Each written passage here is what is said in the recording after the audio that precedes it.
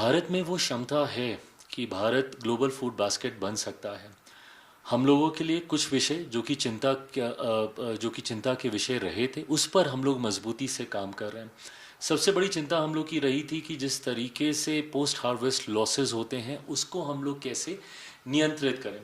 उस दिशा में भी पिछले एक दशक में हम लोगों ने काफ़ी कार्य किए हैं। पोस्ट हार्वेस्ट लॉसेस को लेकर हम लोगों ने उस इकोसिस्टम को तैयार करने का हम लोगों ने प्रयास किया है, जिसके माध्यम से कोल्ड स्टोरेजेस तैयार करके, पूरे लॉजिस्टिक्स तैयार करके, ताकि पोस्ट हार्वेस्ट लॉसेस को हम लोग कम कर सकें। फूड प्रोसेसिंग सेक्टर का अपने में एक बहुत बड़ा योगदान है पोस्ट हार्वेस्ट लॉसेस को कम करने को लेकर। मेरे लिए वो तस्वीरें, वो दृश्य बहुत दुखदाई होते हैं जब मैं देखता हूँ कि हमारे किसान भाई सड़क पर टमाटर, प्याज, आलू उसको फेंक देते हैं। ऐसे में अगर वही पदार्थ अगर प्रोसेस हो जाए तो उनकी लॉन्जिविटी बढ़ जाती है। वो लंबे समय तक आप उनको स्वच्छ रख सकते हैं, फ्रेश आप उनको रख सकते हैं लंबे समय तक। ऐसे में कैसे उनको प्रोसेसिंग सेक्टर के साथ उनको जोड़ा जाए, इस दिशा में भी पिछले एक दशक में कई कार्य हुए हैं। आज की तारीख में मैं मानता हूँ लगभग 327 बिलियन का मार्केट फूड प्रोसेसिंग का बन गया है, और हम लोग का लक्ष्य है कि आने वाले लगभग 10 सालों में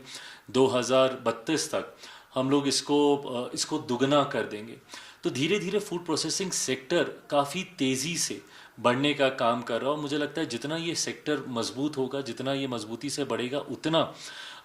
हम लोग की क्षमता बढ़ेगी उत्पादन को लेकर। और जब हम लोग ग्लोबल फूड बास्केट की बात करते हैं, जैसे जैसे हम लोग की क्षमता बढ़ेगी, जैसे जैसे हम लोग उसको प्रोसेस करके अंतर्राष्ट्रीय बाज़ारों में हम लोग लेकर जाएंगे, तो मुझे लगता है कि जो सोच हमारे प्रधानमंत्री जी की है भारत को एक वर्ल्ड फूड बास्केट बनाने की, उस सोच को पूरी तरीके से हम लोग साकार कर पाएंगे। ऐसे मंच पर आकर मेरा विश्वास और बढ़ता है जब मैं लोगों में वो उत्साह देखता हूँ, अलग अलग देशों के प्रतिनिधियों में, बड़ी बड़ी फूड प्रोसेसिंग से जुड़ी हुई कंपनियों, बिकॉज इस दौरान मेरी कई मुलाकातें हुई बड़ी बड़ी कंपनियों के मालिकों के साथ, उनके हेड्स के साथ, और उन्होंने जो विश्वास दिखाया भारत में, ना सिर्फ कईयों ने नए निवेश के वादे किए, बल्कि कईयों के एक्सपेंशन प्लान्स हैं। कईयों ने अपने R&D तक को वहाँ पे भारत में जिस तरीके से इनोवेशंस को लेकर, स्टार्टअप्स को लेकर, यंग ब्रेन्स, भारत के युवा जिस तरीके से रोज़ आए दिन नई सोच को, नए इन्वेंशंस को दुनिया के सामने रख रहे हैं, ये तमाम विषय ऐसे हैं जो कि विदेशी मार्केट में को काफ़ी एक्साइट करते हैं कि भारत में आएँ और R&D करके नई नई चीज़ों को डेवलप करने का काम करें। तो मुझे लगता है ओवरऑल भारत वो पैकेज प्रोवाइड करता है जहाँ पे हर स्तर पर आकर आप निवेश कर सकते हैं, और जैसे जैसे ये निवेश बढ़ेगा, वैसे वैसे हम लोग की भी क्षमता ग्लोबली अपने आप को वर्ल्ड फूड बास्केट के तौर पे प्रस्तुत करने की बढ़ेगी।